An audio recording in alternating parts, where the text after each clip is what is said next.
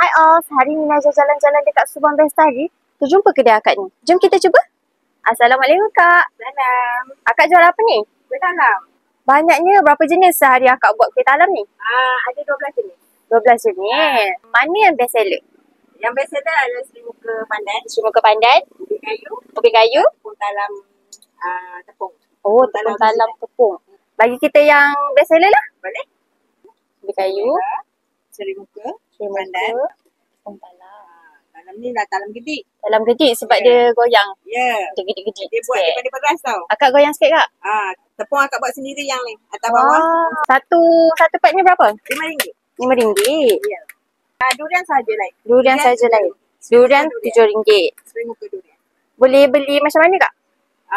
Pack pun boleh, loyang pun boleh. Pack pun boleh, loyang pun boleh. Ya. Satu loyang RM38. Satu loyang RM38. Durian untuk Seri Muka durian RM48. RM48 Ya. untuk durian. Akak buka hari apa? Akak buka Selasa sampai Ahad. Selasa sampai Ahad. 11 pagi sampai 6.30 petang. Okay. Tapi kalau kuih habis awal, tutup awal lah. Kedai akak kat mana ni? Dekat Subang Bestari, Jalan Nova. Ni dah guys. Talam gedik Kak T. Berapa total Kak? RM10. RM10. Sorry tangan kiri. Okey. Dah dapat guys.